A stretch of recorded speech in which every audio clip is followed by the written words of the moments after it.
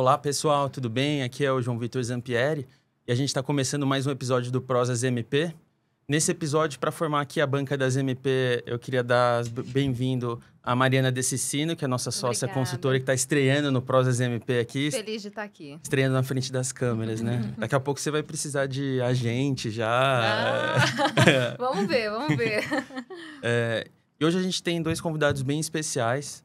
Dois convidados da Kainetec. Hoje a gente está aqui com o Renato Oliveira, que é diretor de negócios da Kainetec, e também com o Lucas Alves, que é gerente de negócios, gerente de contas lá. Sejam muitíssimos bem-vindos. A gente está hoje com duas enciclopédias do agro. Isso aqui, sério, o que eu estou falando aqui é meio impressionante.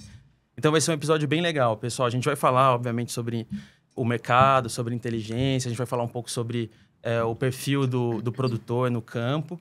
Mas eu queria começar com vocês contando um pouquinho da trajetória de carreira de vocês, porque geralmente, assim, a gente que vive no agro, né, é comum a gente ver pessoas que são apaixonadas e que amam o agro, mas geralmente o pessoal quer ir para o campo, quer ir para as vendas.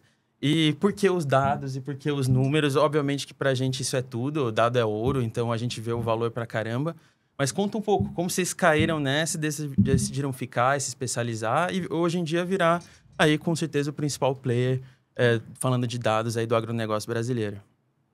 Show de bola. Obrigado, João. Obrigado, Mário, pelo convite. Para a gente é bem interessante estar aqui hoje com vocês batendo esse papo. Só rapidamente contextualizar, eu sou o Lucas, eu sou gerente comercial da Kainetec, eu sou gerente de contas. Eu costumo brincar ou comentar que eu caí meio que de paraquedas no agro, na verdade, né, João? Eu não sou uma pessoa que tive contato com o agro antes de entrar na experiência profissional. Na verdade, comecei uma experiência profissional na Spark, naquele momento, onde eu conheci o agronegócio. Hoje sou formado em administração, busquei me especializar no agronegócio, agora me especializando também em bioinsumos, porque, de fato, depois de ter adentrado literalmente de paraquedas, foi um segmento que eu me encontrei. Tanto na parte agrícola, né, que é uma parte que hoje muito me interessa, minha esposa é agrônoma e a gente brinca um pouco que talvez eu seja hoje mais agrônomo do que ela, porque eu tenho muito mais interesse na área, talvez, ou me interesso por coisas muito mais... O Lucas gostou tanto que ele casou com uma agrônoma, ele falou que quer saber. Foi tão específico que fui atrás de uma agrônoma, né? Então, não só na parte do agro, mas também na parte de análise de dados, porque eu já tenho um perfil um tanto quanto analítico, e então a união das duas coisas acho que foi para mim uma virada de chave de verdade. Sou bastante contente de poder trabalhar nas duas áreas hoje correlacionadas, com certeza. Bom, gente, obrigado pelo convite. É um prazer estar aqui com vocês, João e Mari. Minha história é um pouco mais longa, né? Até pela idade. Mas um breve resumo, né? Eu sou um engenheiro agrônomo de formação. Antes disso, fiz até técnico agrícola.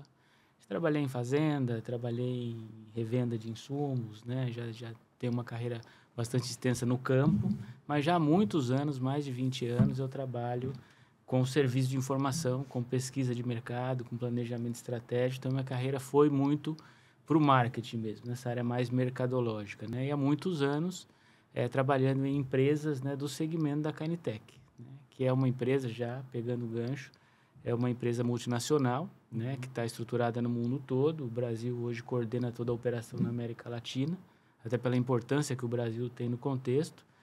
E se eu fosse resumir, eu acho que o principal papel da Kainetec é justamente conectar a informação de mercado com um viés muito grande no campo, ou seja, ouvir o produtor, quem está lá na ponta, mas não só o produtor, a gente fala com o consultor, com o distribuidor, com muitos elos da cadeia, mas capturar essa informação, analisar, consolidar e fornecer dados para um processo estruturado ou mais otimizado de tomada de decisão, né? Que vem, como a gente sabe, a gente passa por um momento, né, que o mundo está mudando, né? Acho que informação sempre foi importante. Obviamente, a nossa vida é o nosso viés, por isso que a gente acredita nisso. Mas a informação sempre foi importante, né? Para entender o que aconteceu, para entender o que vai acontecer, para tomar as decisões corretas. Eu acho que nunca foi tão importante entender essa visão do todo para tomar a decisão. Então, esse é o principal papel da Kainetec, né? Ajudar os nossos clientes, o mercado, no processo de tomada de decisão, embasado em dados. Tá? Perfeito. Ô, Renato, só para pegar esse gancho, você falou da pesquisa com o produtor. Só para o pessoal de casa ter noção, conta mais ou menos quantas mil entrevistas que vocês fazem com o produtor. Realmente, vocês são referência em pesquisa de mercado. Então, é interessante mostrar o quão robusto é esse processo de pesquisa para se transformar nas análises que vocês mostram. Tá bom. Esse é um processo bem robusto mesmo que a gente tem, né? Como a gente fala de produtor e todos elas da cadeia. A gente faz aí por ano mais de 30 mil entrevistas, são mais de 30 mil contatos com produtores, né? Só aí em contatos pessoais, tá? Isso é um ponto importante, eu estou falando de contatos pessoais, que é o nosso profissional vai até a fazenda, vai até o produtor, vai até o distribuidor, até o consultor para conversar com ele, levantar os dados, trabalhar os projetos, né? Além de projetos por telefone que a gente faz também. A gente aborda aí mais de 28 culturas só nos nossos painéis de mercado. Perfeito. Isso é muito importante frisar. A qualidade, a robustez de todo esse processo. Não é um formulário que vocês enviam, né? Realmente é ali o bate-papo, principalmente presencial, por telefone, que traz toda a riqueza desse tipo de informação e todas as informações que a gente vê. Realmente é um processo muito bacana. E não é o objetivo hoje, obviamente, né? Mas existe aí toda uma estrutura matemática ao redor do porquê os 20, os 30 mil para cada tipo de painel. Então, isso é uma coisa que a gente, assim, é meio que fã de carteirinha dos painéis, né? A gente já usa desde as nossas ex-empresas e daí, obviamente, as MP como uma consultoria precisa trabalhar embasado em informações, em vários dados. Então, a gente usa bastante. Mas o que a gente vê é que, de fato, foi uma evolução grande, né? Para o mercado chegar até onde ele está aqui agora e ainda tem bastante caminho para seguir, né? Com certeza. Bom, mas vamos esquentar, então? Agora perguntar um pouquinho do que vocês têm de mais recente, do último ano, né? Saíram muitas pesquisas. O que vocês contam pra gente? A gente já tem acesso, né, João Vitor? Muitos spoilers, né? Mas o que vocês viram? Qual que é a evolução do mercado? O que a gente tem de informação para compartilhar hoje? Legal, vamos lá, Mari. Acho que a safra 23-24, na verdade, né, que é o que a gente tem hoje consolidado agora, iniciando a 24-25, né, coletando os dados agora e começando as publicações, ele foi um ano um tanto quanto diferente do que a gente vinha vivenciando. E isso em todos os elos da cadeia, né? A gente vinha de um momento muito positivo, um momento de até uma certa euforia, acho que a gente pode pontuar dessa forma, né? Onde o mercado, tanto na ponta, né? A commodity explodida, a gente viu soja a R$200 durante muito tempo, né? Se mantendo ali em patamar de 180, 190, o milho batendo em alguns momentos 100 e assim por diante. E, por consequência, a gente também viu o restante da cadeia também nesse momento de inflação do mercado, vamos dizer assim. A gente viu uma alta nos preços defensivos, o mercado, obviamente, rentabilizado, disposto a pagar essa alta ou comportando pagar essa alta. E a safra 23-24, a gente viu uma inversão muito clara de todos esses movimentos, né? Isso começa nas principais commodities, mais uma vez, né? Então, o que era 200 virou 100, o que era 100 bateu 50 em alguns momentos. E isso foi uma reação em cadeia, né? Os insumos caíram, defensivos, preço caiu, adubo caiu, semente sustentou um pouco mais, mas o mercado da safra 23-24 a gente teve um recuo significativo, né? Depois de alguns anos de sequência de crescimento, a gente tem uma queda relativamente irrelevante aí na casa de 10% do mercado somado aí defensivos e sementes, né? É claro que quando a gente fala de uma queda de 10%, né? Talvez não pareça muito, né? Mas é um mercado extremamente amplo, né? Só o mercado de defensivos movimentou aí 85 bilhões de reais nesse último ano. Só que se a gente comparar o que ele movimentou na 22, 23, ele chegou a ser um mercado maior do que 105 bilhões de reais. Então, há de fato uma movimentação contrária e acho que nesse momento isso assusta um pouco, né? De novo, todos os elos, o produtor que não tinha mais a mesma rentabilidade, a revenda, consequentemente, o canal, consequentemente, sofrendo com essa consequência, e a indústria passando pela mesma coisa, e assim como a gente também, inserido nesse contexto de mercado, também teve que se adaptar, também está convivendo com esse momento de 23, 24, que ainda tem algum resquício para agora, para 24, 25, pelo que a gente está observando, né? Agora quando a gente começa já a olhar, você pega 22, está começando a ficar mais longe no retrovisor, né? Já não está mais tão perto assim agora de 2025. Agora, né, inclusive quando a gente olha para os próprios painéis de vocês, dá para ver que, na verdade, essa era a exceção, né? Você vê ali os crescimentos. Exatamente.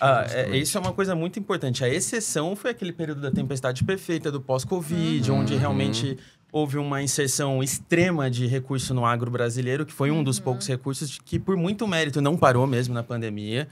Então, assim, teve toda a questão de medo da disponibilidade de alimento que rolou no período. Aqui todo mundo tá no agro, a gente sabe, puta, faltou glifosato. Restrição de volume, teve a questão frete. Da guerra em Ucrânia e Rússia, que no começo ninguém sabia se ia viver. Então, assim, hoje em dia, parecia que a gente estava crescendo e do nada deu uma acertada e explodiu. E, em certa forma, até isso aconteceu.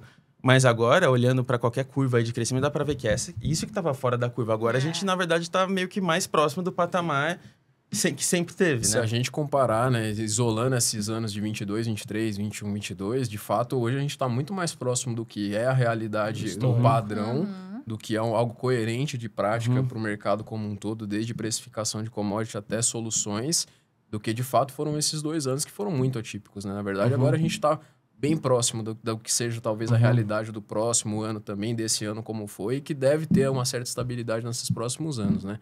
Eu acho que um ponto que é muito importante, né, de observar é que, assim, a gente fala muito, ou fala-se muito, na verdade, o mercado caiu. E, de fato, o dinheiro movimentado pelo mercado, ele caiu pelos fatores que a gente comentou. O preço foi o grande fator, o grande detrator desse mercado. Mas o mercado ainda tem diversos fatores positivos, né? A área cultivada no Brasil, ela continua numa crescente. Apesar de não ter sido a mesma tendência de crescimento, ser um crescimento menos amplo, a gente tem um novo crescimento. Em termos de tecnologia, intensidade dos tratamentos, o Brasil vem numa crescente ano a ano, né? Até porque a gente sabe muito bem que os desafios do nosso produtor, do produtor brasileiro, eles são muito diferentes. A gente faz 2, 3 safras, o clima ele é muito intenso, então o manejo ele também é muito intenso. O produtor precisa daquele manejo e naturalmente todos os anos são desafios diferentes nesse sentido também. Complementando também, Lucas, acho que é importante pontuar, analisar um cenário histórico também, né? Essas movimentações elas já aconteceram. Eu gosto muito do conceito de dizer que a gente está num momento de acomodação. Né? Eu acho que a acomodação vai na linha do que o Lucas falou, vocês comentaram, que é de voltar aos patamares mais, entre aspas, normais, né? Obviamente que é desafiador. Ninguém está falando que é fácil, né? Que foi fácil para todos os elos da cadeia, porque não foi, né? Mas é a acomodação. Acho que as coisas estão se estabilizando agora em patamares mais normais. Acho que para entender também, quando se fala de queda, né? De mercado, que o Lucas bem pontuou, tem um fator custo importante, né? Só para a gente recapitular. A gente tem fatores, né, que compõem essa equação de queda de mercado. A área é uma delas, potencial. E ela continua crescendo e volta a patamares mais normais de crescimento. Tecnologia, número de tratamentos crescendo. A área potencial tratada das culturas, ela tem crescido, né? A tecnologia em sementes tem aumentado. Investimento em fertilizantes, quando eu penso em tecnologia, também tem aumentado. Ou seja, a agricultura tem investido em produtividade, em tecnologia, né? O grande fator, que é importante pontuar, foi realmente o preço, consequentemente o custo. Mas é importante, só queria fechar, decompor um pouco isso também. Quando a gente olha esse movimento, houve um peso muito importante de alguns segmentos de mercado. Né? Houve uma redução de preço em basicamente todas as categorias de produto. Mas herbicidas, né, glifosato, herbicidas não seletivos, foram os principais responsáveis por essa movimentação. O próprio adubo, que querendo ou não, no mercado acaba tendo um impacto violento para o produtor, caiu muito, né? Se você pegar só adubo e herbicida, já é um mega indicador de como tá... E da mesma forma, né, que o movimento positivo dos anos anteriores, de novo, né, ele é uma composição de fatores, né? A área contribui todo ano, tem contribuído todo ano, a tecnologia tem ampliado todo ano, mas são aumentos menos drásticos do que a gente vê quando a gente fala de preço ou recuos menos drásticos, né? 5%, 6% de cada um dos fatores.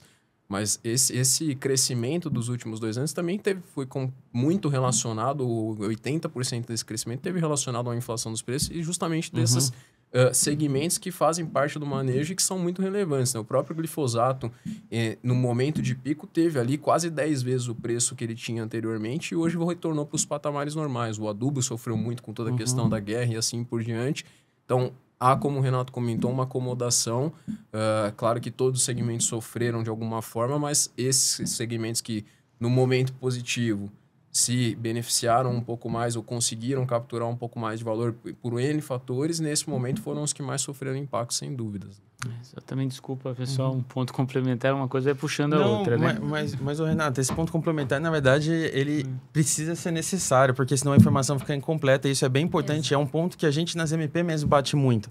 Porque o que o mercado fala o mercado caiu, o produtor não está comprando, não tem mais venda. E entendo, porque em várias situações, de fato, é um pouco de verdade. Obviamente que a gente está generalizando, né? Mas tem alguns estados no Brasil que sofreram aí, vem de 2, 3 secas seguidas, onde realmente teve uma diminuição grande. Então, existem essas situações, mas de maneira geral, quando a gente compõe aí as razões, né? O preço, o custo acaba sendo as principais, não a falta de uso do produtor, que é o que o Renato comentou. Por isso que foi extremamente importante. O produtor continua aplicando, então acho que talvez valha até a pena explicar direitinho, por exemplo, o PAT, para quem não conhece, porque é um conceito extremamente importante para você analisar. O número de faturamento por si só do mercado, ele é importante, lógico, a gente precisa saber o quanto de dinheiro está rolando, mas ele por si só não conta a história inteira. Vai trazer o viés do preço. Entendeu? Exato. Então, acho que vale a pena, se vocês puderem contar, por exemplo, o que é o potencial de área tratada, para quem está escutando pela primeira vez, porque é aquilo, o produtor vem usando, ele pode diminuir, ele pode mudar um pouco o mix dele, ele pode negociar mais e os preços diminuíram, mas o produtor não para de usar. O próprio João Paulo Zampieri das MP sempre fala que é igual carro mesmo. Quando a gente coloca ar-condicionado, trio elétrico, direção hidráulica, depois você pode comprar um carro usado, você pode ir para um modelo mais em conta, mas você não consegue voltar atrás. E não é tão diferente para o produtor que já está acostumado a usar algumas tecnologias. Então, acho que valeu muito esse ponto e acho que ia ser legal se vocês pudessem explicar, por exemplo, o PAT, que é uma coisa que a gente vê muita confusão ainda em equipes comerciais, a turma mais nova do agro. Legal. Acho que só falando um pouco da questão do PAT, é um conceito muito mercadológico, né, que a gente já vem trabalhando há mais de 30 anos aqui no Brasil, que considera basicamente 3 fatores, né? Claro, a área física, a área instalada das culturas, a área que recebe tratamento, e quando a gente fala hoje de defensivos, isso é praticamente 100%, salvo algumas exceções como áreas de cana do último ano, floresta e assim por diante, mas soja, não tem nenhuma área hoje do Brasil que não recebe uma aplicação de defensivo, que não recebe uma aplicação de fertilizante e assim por diante. E a frequência com que esses tratamentos acontecem, a intensidade com que esses tratamentos acontecem. Então, quantas vezes ele entra naquela área? Quantos produtos ele coloca naquela por aplicação? Isso gera um fator final que é basicamente a soma da área ou de todo o que foi usado nas lavouras, né? Então, se eu pegar um exemplo de soja, por exemplo, né? Em pouco mais de 40 milhões de hectares, né? Vou arredondar para simplificar a conta. Fazendo ali, em média, umas 7 aplicações, 3 produtos misturados no tanque, no final a gente tem quase aí 200 milhões de potencial de área tratada, considerando a área de cada produto específico ou de cada defensivo. Então, ele é, de fato, talvez o melhor indicador de fluxo de mercado, de evolução de mercado. E ele não caiu. Exato, ele continua. Na verdade, a gente já cresceu, vem pelo menos 10 anos de crescimento constante. É claro que isso varia um pouco, né? Porque ano a área cresce 5, ano a área cresce 1, como foi o último ano. Então, a área influencia muito nisso, mas ele é muito linear em termos de evolução. A gente tem um crescimento aí, pelo menos nos últimos 10 anos, né? Por fatores diferentes, obviamente. Cada safra é uma safra e a gente tem situações muito específicas, né? De regiões que acabaram sofrendo muito com seca ao longo dos últimos 5 anos e isso acaba impactando nesse manejo naturalmente. Mas, considerando toda a amplitude que o Brasil tem, ano a ano esse potencial ele vem crescendo. É claro que o fator preço sempre vai ser o impactante, o limitante. E talvez o fator mais complicado de se controlar de todas as pontas, né? Mas o importante, talvez o mais importante é, sim, olhar para a área PAT, olhar para a área potencial tratada e entender que o mercado continua caminhando. O produtor, de fato, não deixa de usar um defensivo, não deixa de usar um adubo, até porque isso muitas vezes não é opcional. Talvez a decisão do agricultor, ela está um passo antes. Quanto eu planto, se eu diminuo minha área, se eu amplio minha área, a partir do momento que ele tomou a decisão de entrar com a cultura, ele vai manejar para colher o melhor resultado, porque é dessa forma que ele, de alguma forma, consegue equalizar o fator preço da commodity, o fator custo do insumo, buscando colher mais, investindo mais, para, obviamente, extrair o máximo potencial possível daquele pedaço daquela área. E essa é uma tendência muito consistente, né? A gente falou bastante de variação, de exceção, de momentos de acomodação, mas esse é um movimento muito consistente, que é o que a gente traduz como aumento de tecnologia. Lógico que a tecnologia tem outros fatores envolvidos, mas a intensidade de tratamentos é um dos fatores que impactam bastante isso. Isso, como eu falei, é muito consistente, esse aumento, tá? O que nos dá essa segurança, né, estatística de acompanhamento do mercado, dizer que o mercado está se acomodando. Mas o que eu queria também comentar, que eu acho que é importante, é que quando a gente fala que o mercado está se acomodando, isso não quer dizer que as coisas não vão mudar mais e não estão mudando. Esse é um ponto bastante importante, né? A gente está entrando num momento mais normal, vamos dizer assim, historicamente, de custo, de equilíbrio, com o PAT crescendo, mas tem muita coisa mudando no mercado. Os desafios estão aí, as coisas estão mudando, tem muitos fatores mudando, e é importantíssimo acompanhar esses movimentos, né? Fechando um pouco o ciclo do que eu acho que é o nosso principal papel como empresa. E, Renato e Lucas, a gente falou do ano atípico, né, que foi os anos atrás, e a gente está nos anos de ressaca, vamos dizer assim. A gente vai falar de perspectivas para os próximos anos no final do podcast, provavelmente, mas só para trazer um spoiler aqui para a gente também, já existe algum sentimento de quando esses anos de ressaca, né, tudo bem que é o nosso padrão normal, vão melhorar, vão mudar? Olha, Mari, eu acho que a diferença, talvez, desse ano que a gente está passando agora, 24, 25, né? Frente à safra que terminou, a 23, 24, está muito relacionado principalmente à expectativa, tá? Do que a gente tinha em todos os elos, em termos de expectativa de como foram os outros anos criadas ou espelhadas para a safra 23, 24. Porque aí sim a gente, de fato, se depara com uma coisa completamente diferente. E a safra 24, 25 agora, a gente já tem um cenário um pouco mais normalizado, mas parecido com o que foi 23, 24, que é completamente diferente do que foram as duas safras anteriores, que eram completamente diferentes da realidade que a gente vinha vivendo. Então, a expectativa está muito mais setada. O mercado tende a ter uma normalização um pouco maior para esse ano. Então, a gente está esperando aí que o mercado esse ano, né, 24, 25, consolide. Ainda tem alguma coisa de preço acontecendo, isso sempre vai ter alguma variação, mas a gente deve transitar entre uma estabilidade e um pequeno crescimento do mercado. É claro que a gente não vai, nesse momento ainda, voltar a ter crescimentos de 25%, 30%, a não ser, né, já pensando, a única hipótese disso acontecer hoje seria um crescimento muito grande diário, uma infestação específica, que não é uma realidade. A gente não tem esse tipo de coisa acontecendo no Brasil. É muito constante quando a gente fala desses dois fatores. E o preço, nesse ano, a gente já tem uma certa estabilidade, tem um pequeno recuo, mas é muito pequeno perto do que aconteceu com o ano anterior, e acho que por isso a gente tende a ter uma normalização já nesse ano, e a expectativa com certeza já está muito mais setada daqui para frente para os próximos anos. O Renato, você tinha comentado, né, agora há pouco sobre a questão de não é porque o mercado está se acomodando que não vai ter mudanças e não tem indicadores de algumas mudanças. Conta pra gente um pouco do que vocês estão vendo, que são algumas coisas que os números já começam a indicar de alguma tendência que vem vindo, que às vezes não é uma coisa que já está totalmente estabelecida, mas que vocês acham que o mercado às vezes está ou não olhando com a atenção que deveria, ou ainda não se atentaram para uma mudança que está vindo. Tá. Alguns pilares importantes, né? Tem muita coisa acontecendo, a gente que está no mercado vê, as coisas acontecem diariamente, semanalmente, muitas mudanças, né? Mas, de novo, recapitulando, eu acho que a síntese é que o mercado volta a uma retomada agora, o que impulsiona, né, crescimento, investimento de todos os elos da cadeia. Bom, mas uma mudança importante que a gente vê, e aí é muito o nosso papel de ouvir o produtor, é que o produtor, de certa forma, porque a gente, né, fala muito do que está acontecendo com a gente, né, que trabalha com serviço nesse setor, com a indústria de defensivos, com a empresa de semente, com a indústria de fertilizantes, né, e é muito importante, obviamente.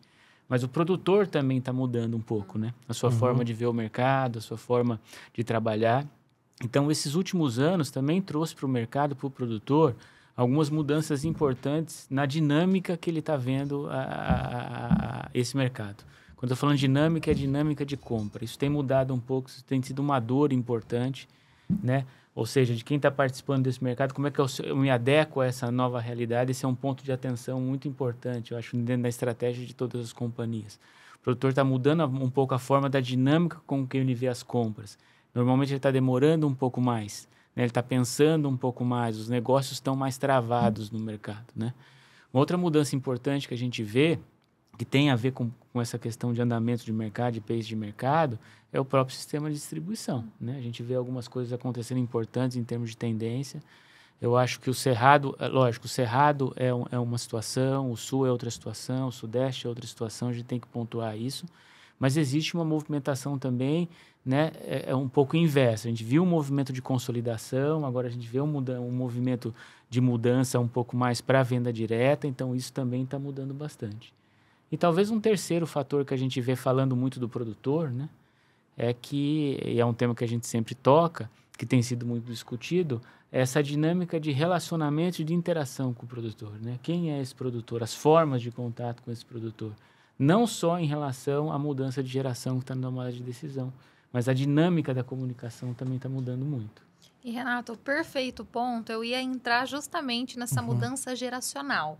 O que vocês, como Kainetec, levantaram de informações que podem trazer e a gente entender um pouquinho mais desse perfil, dessa mudança geracional, dos novos agricultores, tomadores de decisão? Ou mesmo esse comportamento que você Exatamente. comentou, entendeu? Que tem coisas que a gente vai vendo no mercado, assim, empiricamente. Você vai reparando, você vai olhando. E daí é por isso que às vezes é legal ir pro banco de dados e ver, beleza, como que é essa minha opinião versus o que 30 mil opiniões às vezes estão refletidas. E tem coisas que às vezes estão em linha com o que você está vendo e é preto no branco, e tem coisas que às vezes não tanto. Por exemplo, você comentou mesmo da venda direta. A gente, por atuar muito no sul do Brasil, vê menos a presença da venda direta, apesar de ver que vai crescendo, até em outros segmentos, como nutrição, biológicos. Às vezes tem várias empresas que já são bem focadas em ir direto no produtor. Mas quando você começa a subir para Cerrado, outras coisas, você já vê uma outra realidade da venda direta crescendo muito. Então, conta pra gente um pouco dessas questões, né? Assim como a Mari falou também, geracional. Tipo, o que é esse novo perfil do produtor brasileiro? O quanto que está crescendo, né? Essas gerações na tomada de decisão. Eu acho que a questão da transição ou da mudança geracional ela é uma coisa natural e que, ano a ano, ela vai acontecer. A gente não tem como brigar contra o tempo, né? A gente fala muito da questão de que há um processo de sucessão, há um processo de transição geracional. Isso vale para tudo, né? Para a nossa vida no dia a dia, para o campo não é diferente. O fato é que quando a gente olha para os números, né?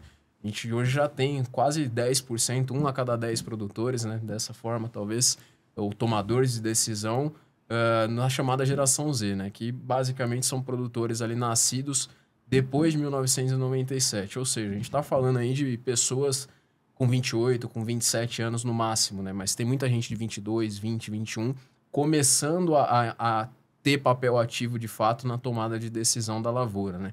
Seja através do processo de sucessão do próprio pai, de uma propriedade onde o pai toca o negócio, o avô tocava o negócio, tocou o negócio durante um tempo, ou mesmo assumindo, por exemplo, a responsabilidade de uma gerência agrícola, da gestão de uma lavoura, como é o caso muitas vezes de uma propriedade no Cerrado, no Mato Grosso e assim por diante, né?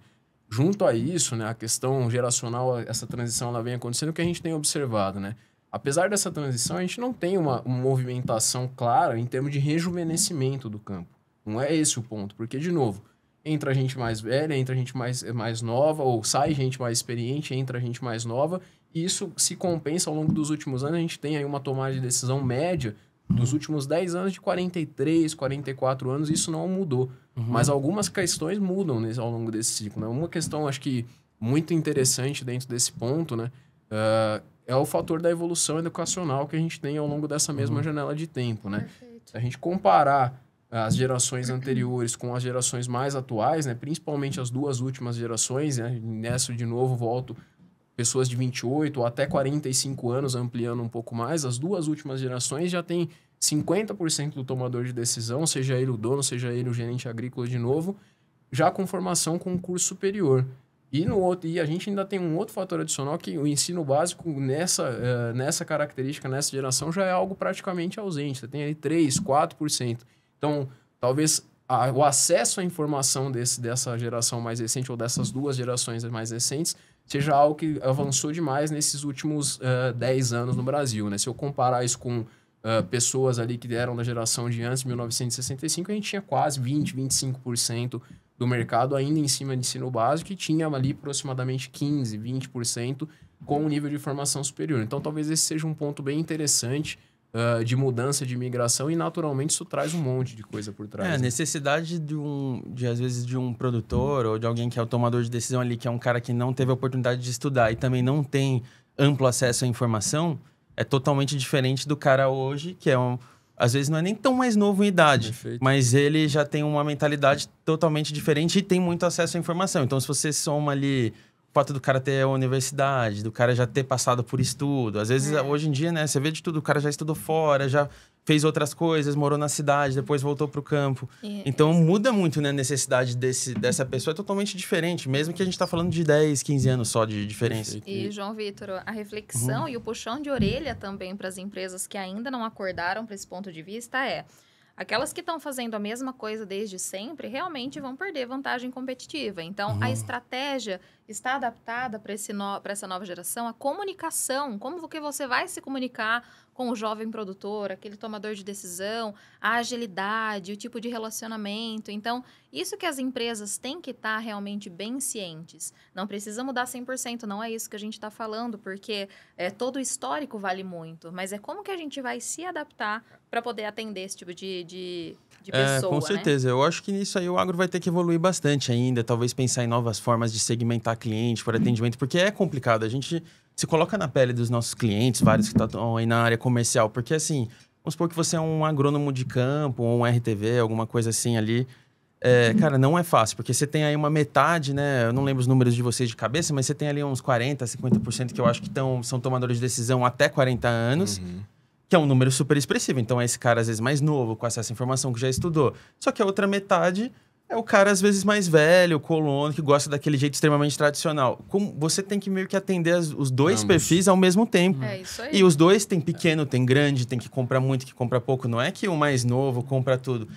Isso é mito. Eu não sei nem que os números falam, mas quando a gente olha, não é que só o jovem compra biológico e o velho nunca compra. Não é assim. Não é.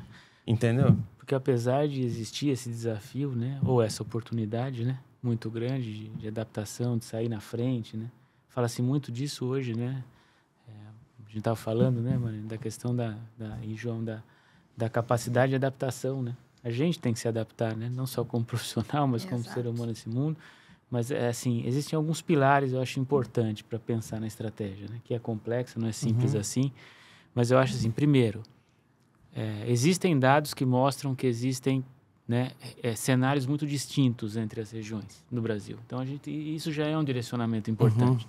Você tem um cenário no Mato Grosso, você tem outro cenário no Paraná, outro no Rio Grande do Sul, outro em Minas e assim por diante. Então, entender isso é muito importante. Um outro pilar que eu comento muito também é entender que, independente da geração, o mundo mudou. Não é lógico que existem diferenças de geração. A forma com que ele, né, se formou, que ele aprendeu, o acesso à informação, a velocidade, aí tem vários desdobramentos. Mas o mundo mudou. O que eu estou querendo dizer é o seguinte, mesmo as gerações mais antigas, né, aqui eu me coloco, por exemplo, não sou dessa geração mais nova, para a gente também está mudando. Eu acho que essa reflexão é importante. Né? Essa geração também está se adaptando. O que eu quero dizer é o seguinte, as coisas estão mudando. Estão mudando numa velocidade muito maior do que mudava antigamente. Então, as empresas precisam se adaptar, né? As empresas não, todo mundo que está atuando nesse mercado precisa se adaptar, né? Independente de onde ela atua, né? Então, esse é um ponto importante. Eu acho que um último pilar também que eu comento muito, é um pilar de pensamento, de estratégia, é entender não só o comportamento, né? A forma com que ele lida com a tecnologia, com a ansiedade, com o mundo, mas entender também os valores, sabe? Acho que isso é muito importante. Acho que esse é o grande ponto de atenção, é entender que valores essas gerações têm. O que você pode trabalhar como empatia, né? Quais são os valores que você, como profissional, a sua corporação tem, que se adequam ou que batem com os valores dessa geração. E só como último ponto, como reflexão, que é um assunto bem extenso, é assim... Cuidado para não rotular gerações em termos de valores. Eu comento muito isso. Não é porque a geração Z... Não necessariamente ser uma geração Z quer dizer que os valores dele como pessoa são diferentes das gerações anteriores. Tem muita coisa que bate. Os valores muitas vezes são os mesmos. A forma de se relacionar, de se comunicar, de querer se comunicar, de se relacionar pode ser diferente. Mas os valores são os mesmos.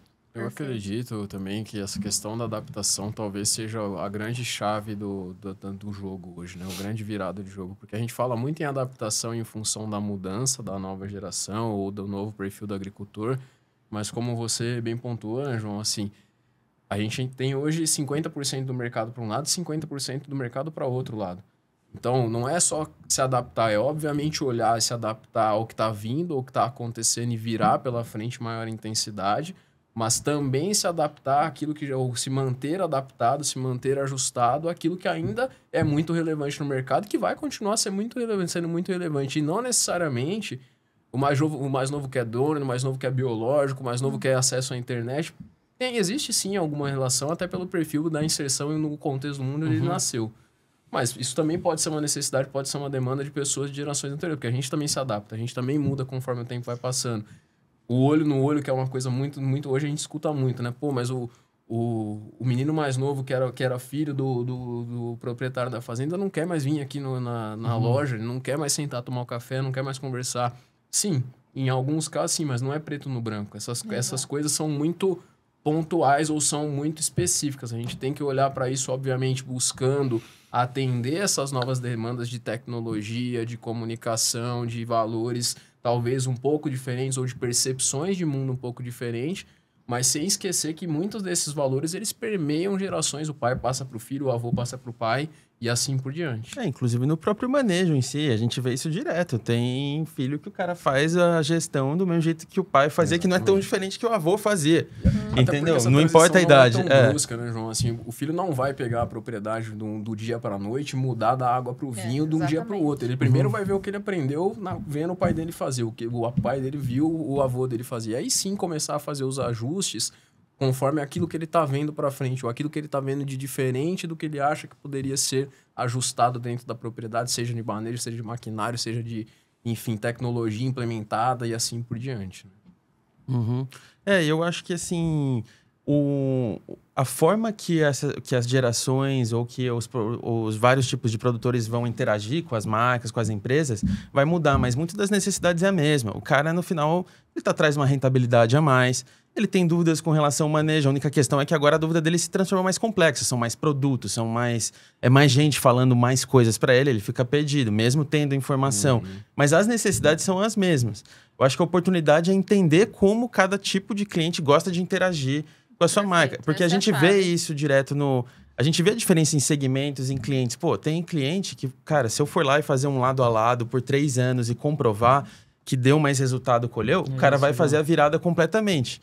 Tem produtor que você vai falar, cara, deixa eu fazer um lado a lado. Cara, não quero saber de lado a lado, não quero mais um trabalho, mais um ano pra...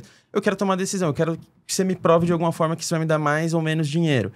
E 2 perfis completamente diferentes. Um mais ansioso, um mais bravo, outro mais comedido. E tudo acontecendo simultâneo. Então eu vejo, será que um dia a gente vai migrar para começar a segmentar por comportamento?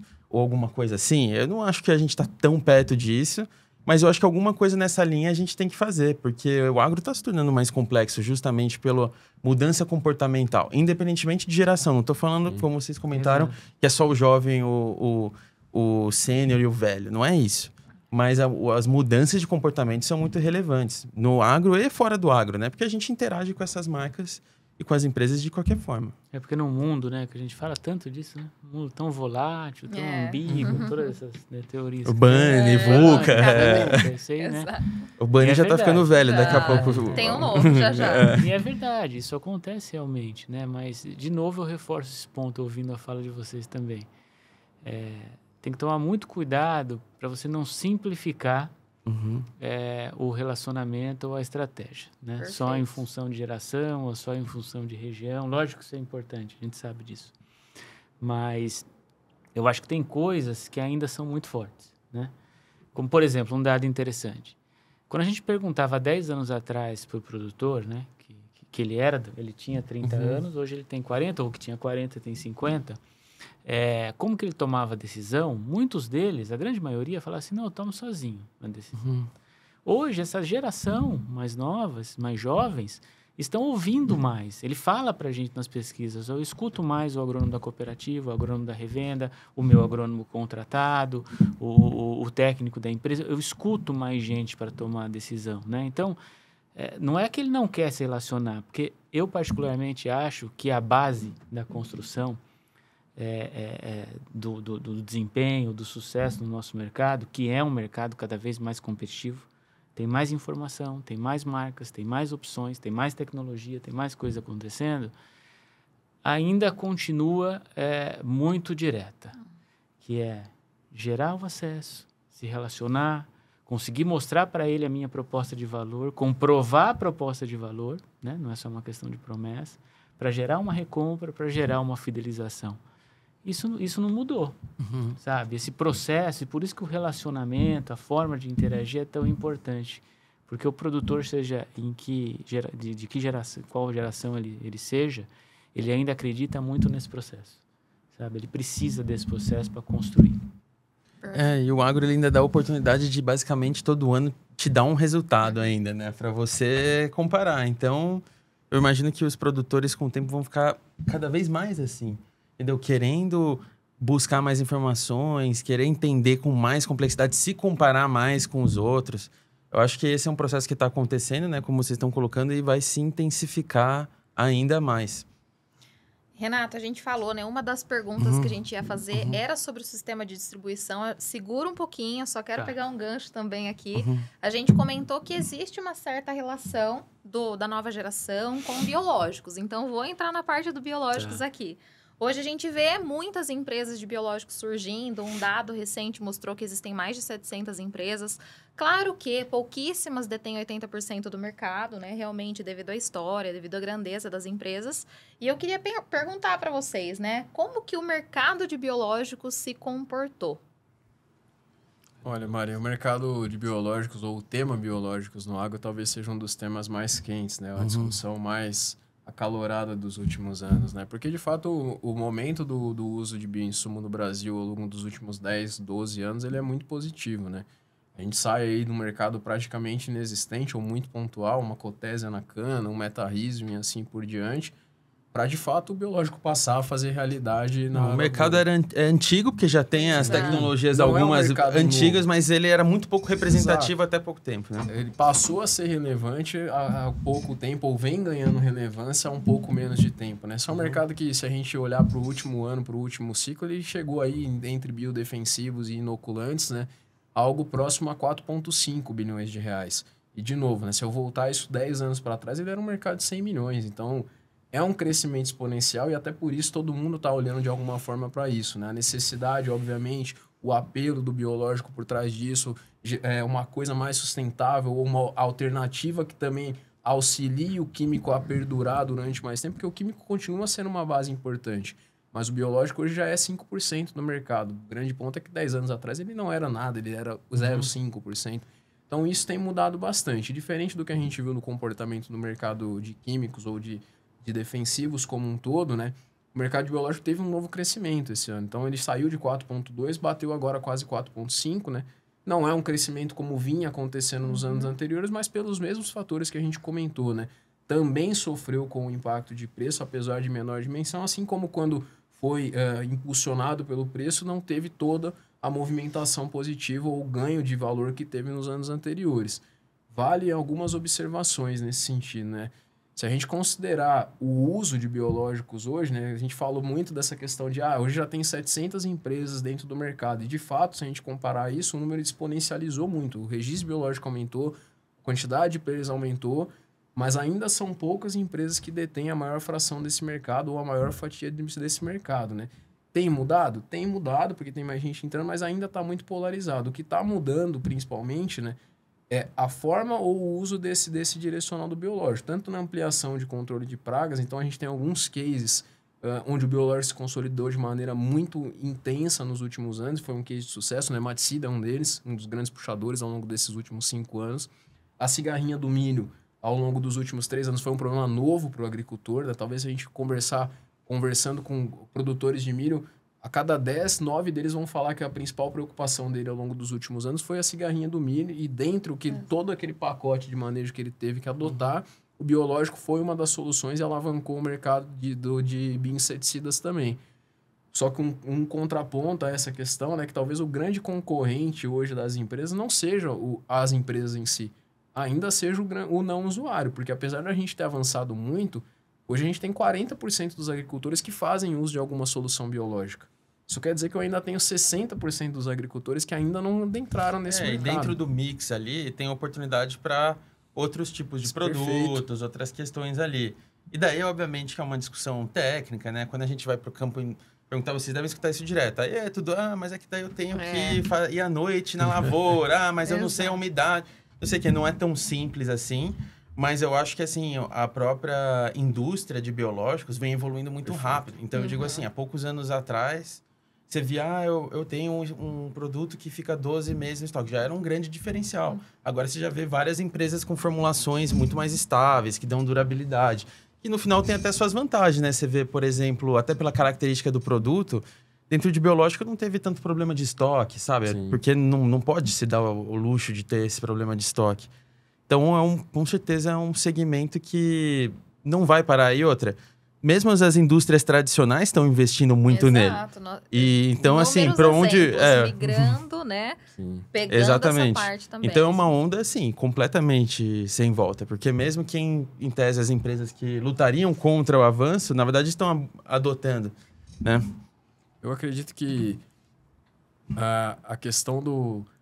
que obviamente ainda tem muita oportunidade, né? Eu citei alguns casos pontuais onde o biológico já é um caso de sucesso, mas a gente tem diversos outros desafios onde o biológico hoje ainda não tem um papel ativo ou ainda não tem um papel tão significativo. É o caso de um percevejo na soja, é o caso de um bicudo no algodão, doenças foliares em geral, onde começa a se ter alguma oportunidade. E sem dúvidas, assim, a grande virada de chave do biológico, né? O produtor não vai adotar uma ferramenta simplesmente em função do que está escrito ou do que está sendo falado. Ele vai querer ver o que está acontecendo. Ele tem uma série de dúvidas, como você comentou, né? Seja na questão do estoque, seja na questão, eu preciso aplicar de noite, eu preciso aplicar quando o vento não estiver acima de tanto. Às vezes ele quer ver o choque mesmo, ele não quer acreditar, vai parar de se reproduzir, não. Cai, eu quero ver ele morrer. Tradicional, né? Um neonicotinoide, um piretroide, assim por diante. Então, todos esses fatores, eles vieram num processo de construção. Se esses segmentos hoje estão mais consolidados, é porque o produtor entendeu a forma de utilizar essas ferramentas para essas pragas em específico, viu que dentro das recomendações, obviamente, aquilo tinha uma eficácia e agregava ao manejo dele, mas fato é que ele ainda tem uma série de dúvidas em cima disso, né?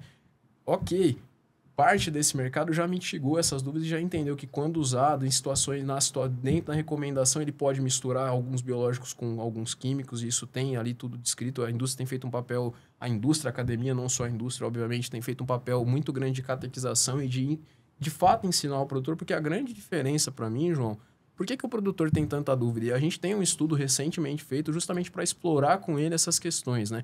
Por que você adota? Por que você não adota? O que você sente falta? Quais são os principais pontos, né? Tenha sido, de fato, esse desenvolvimento dessa catequização. Daqui para frente, a diferença do químico talvez seja o tempo de experiência que ele já tem com o químico. Ele já está acostumado a usar essas moléculas há muito tempo. É isso que sustentou o manejo dele até então.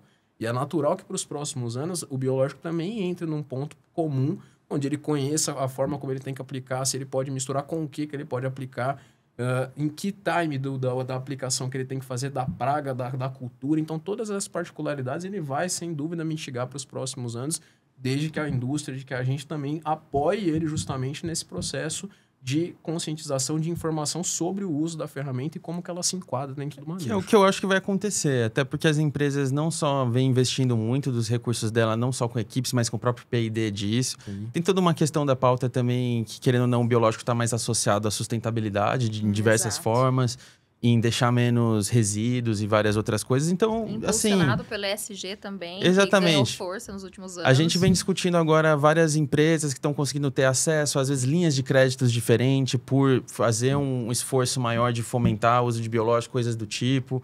A gente vê, por exemplo, no café, né, que está virando cada vez mais internacional, agora muito café brasileiro para a Ásia, que também vem com padrões, então forçam o produtor a, pelo menos, investigar e ter que usar um pedaço daquilo lá.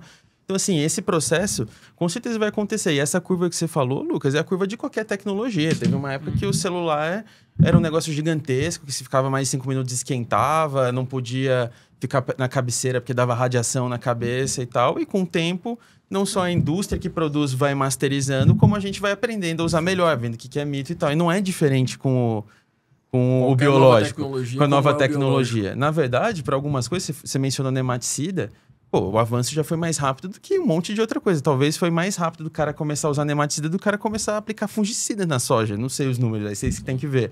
Mas, assim, não duvido não ser uma diferença tão grande. Então, também tem que dar um pouco de tempo ao tempo, né? Perfeito.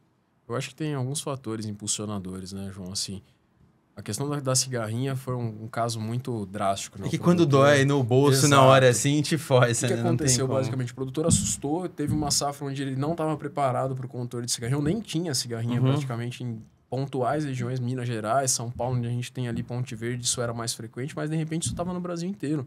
E o produtor não estava acostumado com aquele manejo. De um ano para o outro, ele teve que virar de ponta cabeça. Foi trocar o material que ele estava plantando, foi revisar o manejo de químico, foi agregar o biológico. Então, isso foi, de fato, ele precisou transitar para esse lado. O nematicida, o produtor já tem ali uma questão de percepção, de identificação da praga. Alguns deles já utilizavam, mas a gente tinha algumas ferramentas químicas ao longo do passado, que eram ferramentas químicas importantes e que ao longo dos anos foram banidas por uma questão de toxicidade. Isso é natural. A gente está evoluindo também no químico para produtos mais verdes, para produtos menos agressivos, que é o que a gente já tem hoje na maioria.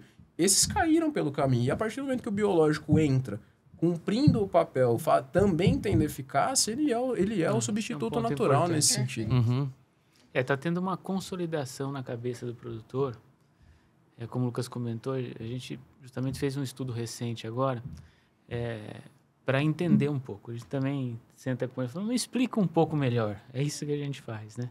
Então, tudo isso que o Lucas falou, mas é também um momento onde ele está entendendo, ele está conseguindo, entendendo e vendo o retorno, sabe? Eu acho que essa questão da percepção da eficácia, que vem da experiência, ninguém está falando que não tem eficácia, mas ele vê a experiência, ele vê a eficácia, ele entende o posicionamento, ele está num momento de consolidação mesmo. Então, isso tende a ser um crescimento muito rápido mesmo, né? E as soluções que estão vindo para o mercado, a gente sabe que também são soluções que trazem novidades, que trazem coisas mais interessantes, um nível de controle, um tempo de prateleira melhor e tudo mais, né? Então, o mercado está evoluindo, o produtor a oferta está evoluindo, as empresas estão trabalhando nisso, estão evoluindo em termos de oferta e desenvolvimento em P&D, o produtor está aprendendo a lidar, então, obviamente, que esse é um mercado, né? Como a Mariana perguntou, acho que de alto potencial, evolução natural, não tem dúvida nenhuma disso. Eu acho que nesse ponto, né, a entrada das empresas tradicionais, as empresas de químicos, né, que sempre trabalharam com químicos também transitando, traz um ganho para o mercado nesse sentido, né? Porque naturalmente, pela amplitude, elas têm uma capacidade de investimento maior nesse sentido. Depende de como vai ser isso direcionado internamente de cada empresa, mas está todo mundo indo para esse lado, né? Talvez o grande desafio dessas indústrias, né, de defensivos tradicionais frente ao mercado de biológico, às indústrias especialistas em biológico, esteja justamente na especificidade do negócio, né? Porque o que fez esse mercado avançar dentro dessas indústrias? O dia a dia, a proximidade, estar do lado do agricultor e mostrar para ele estar do lado do consultor, porque a gente fala muito do agricultor, que o agricultor ainda tem dúvida, ou algumas dúvidas já foram sanadas, mas boa parte ainda tem algumas dúvidas, mas a dúvida não está só no agricultor. A dúvida muitas vezes está no distribuidor, que é quem vai levar a mensagem para o agricultor. A dúvida muitas vezes está no consultor, que é quem vai fazer o papel de falar, não, ao invés de você usar A, você usa B. Ou não, você usa A mais B. Se o consultor está em dúvida, já falhou de cara, porque é ele que vai estar vendendo, é ele que vai fazer o atendimento consultivo, é ele que vai ter que explicar. Na maioria dos casos, quando o cara está muito na dúvida, ele vai para o consultor agronômico ali dele que atende. Entendeu? Se falhou ali, já foi, entendeu? Já ficou pelo caminho a mensagem, com certeza. Pessoal, e mudando um pouco do assunto, e porque a gente não podia deixar de tocar nesse assunto, claro, vocês devem nos próximos meses ter a atualização do painel de vocês, né? Pessoal, obviamente que eles precisam fechar todas as entrevistas depois do fechamento de safra, então sempre tem um delay ali de alguns meses para poder concluir. Né? Então, eu tô falando isso porque atualmente a gente tem todos os números consolidados de vocês e tal, são referentes à safra 23, 24. E daí agora em julho, agosto, que vocês fazem o fechamento para ter 24 e 25? Na verdade, ao longo do ano a gente vem publicando os resultados, né? Agora em maio a gente já tem o resultado da cultura da soja, que é praticamente metade do mercado. Isso vai se estender até o final do ano, porque as culturas de inverno, trigo, por exemplo, a gente vai a campo no final da safra, mas... agora a gente já deve ter uma boa percepção, depois de maio, agora na metade de maio, do que deve acontecer com esse mercado de maneira mais consolidada. Legal. Né? E eu queria deixar para vocês poderem comentar um pouco sobre o que vocês estão vindo, que vocês estão observando, já dando uma palhinha do 24 e 25, mas principalmente voltado para o mercado de distribuição. Por quê? O que mais se fala é, beleza, a gente teve notícia aí recente esses dias, né? A Syngenta entregando as lojas da Tua ali para lá, fazendo movimentações. Outras empresas relevantes do mercado vêm se movimentando. A gente sabe o que aconteceu com a AgroGalaxy. E daí a dúvida, e todo mundo pergunta a gente para as MP, a gente pergunta para vocês, que são os donos da informação. E deixamos essa pergunta para o final, para segurar o público. Assim, o que vocês estão vendo... Isso vai ser... Todas essas movimentações que aconteceu, os fundos, abre e fecha de loja... Mudança de bandeira é outra coisa que aconteceu assim com mais intensidade. Isso sempre vem acontecendo, mas parece que foi mais intenso. Algumas revendas assim que acabaram com parcerias tradicionais. vocês acham que já vai refletir na questão de onde o produtor está comprando? Eu digo isso assim, pessoal, para quem não conhece talvez os materiais, né, o painel Farm Track da Kainetech, eles sempre monitoram assim no mercado quantos por cento do mercado está na mão das cooperativas, está na mão das revendas tradicionais, né, que está em venda direta, e um dos que eles vinham monitorando, obviamente, era as revendas, mas que são dos grandes grupos, das grandes empresas, né, tanto os fundos quanto empresas como Syngenta, Nutrim e tal. Vocês acham que já vai refletir nesse segmento de um jeito relevante? E até curioso, porque quando a gente abriu os MP há 7, 8 anos atrás, o que eles perguntavam pra gente era se os fundos iam engolir as cooperativas e as revendas. E olha que 7 anos depois, que nem é tanto tempo assim, é quase que a pergunta inversa. Os caras vão estar de pé ainda? Então, vocês acham que já vai ter um reflexo disso no painel? O que vocês podiam falar um pouco sobre esse assunto? Olha, João, acho que antes de falar numa perspectiva da safra 24-25, é importante a gente lembrar um pouco do contexto do que aconteceu nesses últimos anos, né? E esse é um mercado muito dinâmico, né? Como você comentou, passou por muitas coisas ao longo desses últimos anos, né? A gente viu, há 5, 6 anos atrás, a revenda chegou a ter 45% de participação. E no passado teve até mais, chegou a ter metade do mercado, né? E só que nesse contexto de 45%, os fundos tinham 5%, 6% de relevância. Se a gente cortar isso 4 anos para frente, ou 2 anos para trás de hoje, eles chegaram a ter 12% de participação, só que o espaço da revenda diminuiu. A revenda perdeu um pouco de espaço como um todo, onde a gente viu a cooperativa ali mais estável. A cooperativa, historicamente, tem ali algo em torno de 25%, 27%. Sempre. Mais estável. O que isso quer dizer de uma forma prática? A cooperativa cai, cresce, a cooperativa cresce assim como o mercado cresceu. Então, é um crescimento mais linear, um crescimento talvez mais seguro, mais pontual, mas há um crescimento claro. Se a gente pegar um número absoluto do mercado que era 40 bilhões de reais, chegou a bater 104, 140, se a gente considerar sementes dentro da conta. Então, se saiu de 40 para a ela manteve 25%, ela cresceu também igual o mercado cresceu. E a venda direta teve uma ampliação significativa, passou para quase 31% do que era 28%. Então, vem crescendo. Se eu cortar 2 anos para cá, agora falando especificamente das revendas, né, a gente já vê uma movimentação um pouco diferente. Mas por que isso aconteceu, né? A gente vinha de anos onde essa questão de compra, aquisição, abertura de novas lojas, consolidação dos grupos, estava muito aquecido. Toda semana a gente tinha uma notícia nova de adquiriu tal canal, consolidou tal empresa, e assim a gente foi acontecendo. Foi uma corrida para as aquisições Exatamente, mesmo, né? Foi um movimento de vários grupos, né, de empresas do segmento, de fundo de investimento, de empresas de muitas vezes de defensivo, de semente, fazendo movimentos similares também, de abrir loja, de comprar algum canal em regiões estratégicas ali no caso, e isso puxou muito esse número para cima. Ao longo dos últimos 2 anos, esse número diminuiu bastante, que foi justamente quando a gente começou a entrar num momento de mercado um pouco mais instável, como um todo, de novo, né? Então, a gente já viu um arrefecimento de 12% ali para 10% na safra 23-24. É claro que o que vem pela frente agora, né? A gente está acompanhando um pouco disso que está acontecendo como um todo, né? Sem dúvida, as revendas estão num momento um tanto quanto mais desafiador do que os demais elos da cadeia. Por isso que eu comento, por desses pontos que nós comentamos, talvez, né? A cooperativa não cresceu tanto ao longo desses últimos anos. Da mesma forma que provavelmente esse ano ela não está tendo tanto impacto, porque é um crescimento mais conservador, é uma estratégia mais conservadora de avanço. As revendas avançaram muito naquele momento. Então, estavam ali bastante alavancadas e, nesse momento, estão com um pouco mais de dificuldade. Os fundos estão passando por algumas dificuldades, mas, naturalmente, eu acredito que boa parte, talvez não todos, mas boa parte desses grupos, até porque a gente está falando de empresas muito grandes. Exato. Estamos falando de uma Nutrim, por exemplo, que é a principal, hoje, empresa de adubo do mundo. A capacidade de investimento, a capacidade nos Estados Unidos, eles são o maior distribuidor dos Estados Unidos. E também foi a base de expansão e tal. Então, são players, assim, extremamente relevantes com um histórico vencedor. Com histórico, que tem outros negócios que conseguem, muitas vezes, passar por essa onda, como que vai ser uma onda impactante, sem dúvida. Vai exigir uma reorganização, uma reestruturação. E eu acredito, sim, que a 24-25 deve ter um impacto, que isso deve se distribuir na cadeia. Não vai ser só a cooperativa, não vai ser só um revendedor que vai acomodar esse impacto, até porque se a gente pensar num planejamento como ele deve ser feito, você planeja o seu volume em função daquilo que você espera vender.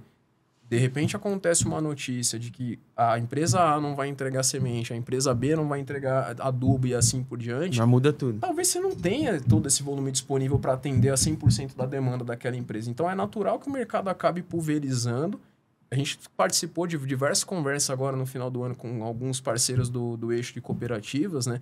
E a gente vinha muito a situação de, o produtor agora em novembro, onde ele já está entrando com a soja, está batendo aqui na cooperativa falando que ele está sem adubo, que o adubo dele não foi entregue. Só que eu também já não tenho mais adubo, porque o meu já vendi pro meu cooperado. O meu cooperado já puxou o que ele tinha. Ou a semente que ele quer já não é a semente que está disponível. Ele vai comprar a que eu tenho hoje, mas talvez isso fique bem distribuído, tá? É claro que vai haver um impacto, principalmente nos fundos. E eu acho que também a gente vem vivendo o desafio do crédito, né? E acaba se relacionando muito, porque... e isso é um dos outros motivos pelo qual o mercado retraiu o faturamento também. Muitas empresas tomaram a decisão deliberada de não fazer alguns tipos de venda no ano passado pelo risco de crédito.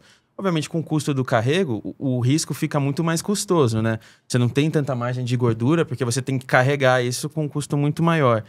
E isso é curioso, porque, por exemplo, as cooperativas, elas olham para o crédito de um jeito bem diferente do que as revendas.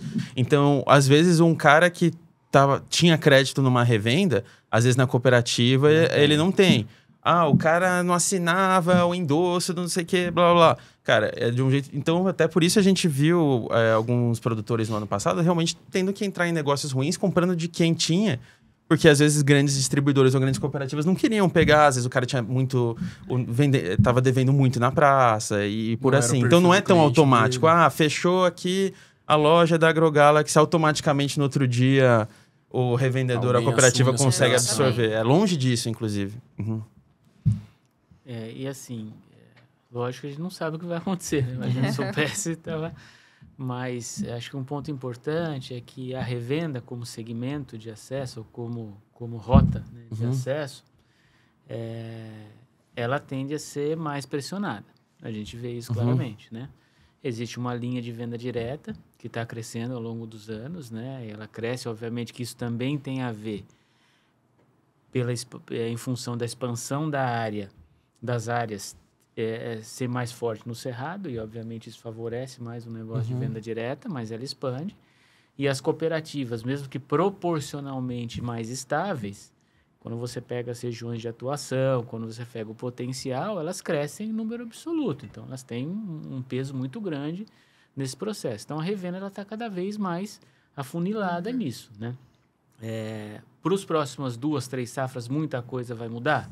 Obviamente que essa questão dos fundos ou das plataformas, elas vão se acomodar dentro desse segmento de revenda, mas não deve acontecer nenhuma movimentação muito relevante, até por isso, pelos pontos que o Lucas trouxe. Esse é um negócio que ele gira, tudo gira antes de acontecer. Então, nada vai acontecer muito rapidamente. Lógico que acomodações vão acontecer, né? Mas não vai ter nenhuma grande mudança estrutural nos próximos anos. Agora, quando a gente fala de 10 anos, isso vai depender de diversos fatores. Sim. Né? Diversos fatores. 10 anos já é impossível de... A gente não da mesma forma, daqui a 7 anos atrás a gente estava com essa dúvida na cabeça. Exatamente. Longe, né? Mas eu acho que vai depender muito, crédito, né? Para encurtar a conversa, acho que crédito é um ponto-chave, né?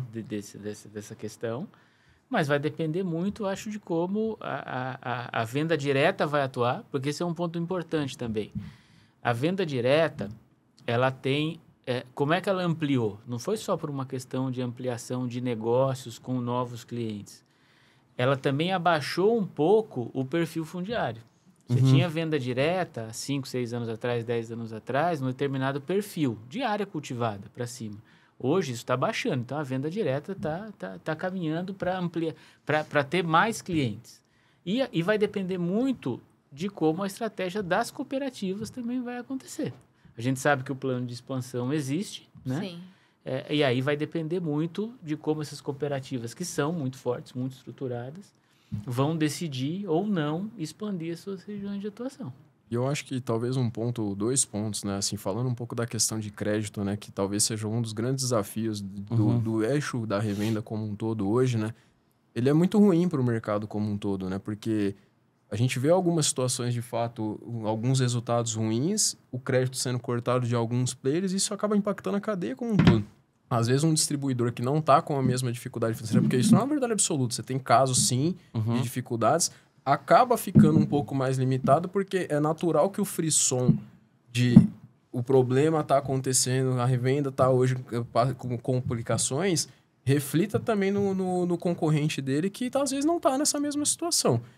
Dentro desse eixo é importante a gente pontuar que, assim, isso, de novo, são situações de casos pontuais. Tem canais que estão muito bem. A gente tem visto situações, por exemplo, de canais que antes atuavam exclusivamente no Rio Grande do Sul, com 20 lojas abertas no Mato Grosso, e com situações de ampliação de estrutura, ampliação de recebimento. Mas aquisições foram feitas, só diminuiu a intensidade, mas o mercado está rodando, só um pouco mais lento. E tem um movimento secundário que talvez a gente não tenha comentado ainda, João, que a gente também vai entender como isso vai se comportar para os próximos anos, porque é algo muito recente, que é a volta de alguns distribuidores que no passado foram consolidados, foram adquiridos, hoje voltando para o mercado com lojas próprias ou assumindo de novo operações que já eram deles no passado, na mesma região, onde ele já conhece o produtor, ele já conhece o concorrente. Como que o mercado vai se adaptar de novo a essa situação? Será que o produtor vai buscar de novo esse dono, esse proprietário, essa empresa que já estava lá? Porque muitas vezes esse cara, justamente por ser um perfil mais regional, conhece o dia a dia do produtor, conhece a família, conhece a dinâmica da lavoura, sabe exatamente quais são as dificuldades que ele tem, quanto que é o crédito que ele consegue. Muitas vezes o prazo ali fica um pouco mais facilitado, que talvez isso tenha mudado um pouco com esse processo de consolidação. Então, o retorno desses players, e a gente tem alguns casos aqui no Paraná já funcionando desde o ano passado, também é uma nova dinâmica para o mercado, porque eu, particularmente, acredito que parte desses agricultores, ou boa parte desses agricultores, vão buscar novamente essas revendas, esse cara de confiança, essa pessoa que muitas vezes, de novo, o nosso mercado ainda é muito relacionamental. Essa referência que ele já teve ao longo dos anos, que talvez ele tenha perdido um pouco. É aquilo que não muda. O Renato até comentou, tem um pedaço do nosso negócio que não muda. Aquele cara de confiança, aquele cara que me ajudou a crescer aqui. Se ele tá de volta pro negócio... é bem curioso. O histórico importa, ainda mais no agro, que é um negócio de perenidade, né? Tipo, o agricultor é uma tarefa de longo prazo, sempre vai ser. Ninguém entra nisso ou tá para 1 ano, 2 anos, né? Você ter uma propriedade não é assim. Então, o histórico acaba contando muito mais, às vezes, do que uma inovação, alguma coisa assim que vem muito rápido, mas que também acaba indo embora muito rápido, né? Sem dúvida. E só assim, até uma coisa que a gente sempre comentou nas MP que era interessante, mesmo nesses últimos anos, quando os fundos de investimento estavam aí no ápice da aquisição, se a gente olhar para o número de revendas do Brasil, ele ficava mais ou menos estável, mesmo com muita aquisição. Ou seja, fechando várias, mas abrindo outras. Inclusive, vários dos que venderam, agora está passando, né, os anos do No Compete e tal, estão abrindo tudo de novo. Porque é a atividade dele, é o que o cara faz da vida. Sim. E você tem razão. Eu acho que, assim, pelo menos na nossa região aqui do norte do Paraná, até para o Norte Pioneiro, é uma região onde está acontecendo muito isso. Sim. Sabe, vários players que acabaram vendendo suas revendas há 3, 4, 5 anos atrás, vários deles estão recomeçando com grandes distribuições, com bandeira, com produtor grande, com investimento. Então, assim, é outra pimenta nesse jogo. Daqui a pouco vai ter que medir esse tipo de revenda também. São novas oportunidades. Ou seja, pessoal de casa, curtam muito esse episódio, que a cena dos próximos capítulos a gente traz nas próximas safras com o pessoal da Kainetec também. Mas, pessoal, eu acho que de maneira geral era isso, né? A gente está aqui no nosso horário. Né? Eu queria agradecer demais a participação de vocês, responder aí um monte de pergunta. A gente é super fã do trabalho que vocês fazem. Eu acho que é muito importante para o agro, até porque a gente sabe que o nosso setor, né, para tudo, ele tem muita coisa que ele é muito evoluído. Uma das coisas que ele não é tão evoluído assim é no hábito do uso de dados, nesse tipo de coisa. Eu acho que a gente tem que melhorar. E vocês são o principal player aí no Brasil que fomentam isso, explicam.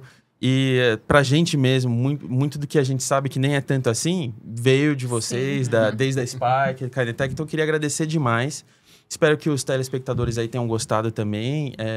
Fiquem livres para, se tiver alguma dúvida pontual, alguma coisa, mandar aí nas nossas redes sociais. Na medida do possível, a gente tenta responder. E, com certeza absoluta, a Kainetec vai estar aqui de volta ainda talvez esse ano que vem, para a gente conversar. Eu acho que quando sair o novo painel, eu acho que é uma boa oportunidade para a gente discutir um pouco disso, porque o mercado está bem ansioso para saber e está esperando aí o trabalho de vocês. Então, queria agradecer demais, viu, Mari? Eu queria deixar também para vocês falarem uma uma última mensagem para o público. Pessoal, muito obrigada, né? Em nome das MP, como o João Vitor falou. Um abraço para o André Dias também, que vai nos assistir. Muito obrigada mesmo por compartilhar tantas informações relevantes. Nós somos parceiros há muito tempo e vocês são referência para nós e para o agronegócio. Então, pessoal, a mensagem os dados são muito importantes, informação é tudo. Vou até olhar aqui para a câmera, pessoal, informação é tudo e é vantagem competitiva. Então, contem com a KNTech para isso também, porque faz a diferença. Então, não, fica à vontade. Não, só queria agradecer de novo, Mari e João, pelo convite. Eu acho que para a gente esse momento ele é bastante importante, poder discutir um pouco do mercado, de poder dividir um pouco também dos nossos resultados. Eu acho que para a gente a parceria entre as MP e KNTech ela é muito importante. Já há alguns anos a gente tem essa relação, né? A gente está indo aí para 7, 8 anos de relação e a gente pretende, obviamente, seguir dessa forma. Estamos à disposição, eu, Renato, a KNTech, enfim, para outras conversas, para outras prosas, né? Para outros temas. E acho que obrigado mais uma vez. Obrigado, gente, pela oportunidade, pelo aprendizado de estar aqui com vocês também, né? E pelas palavras.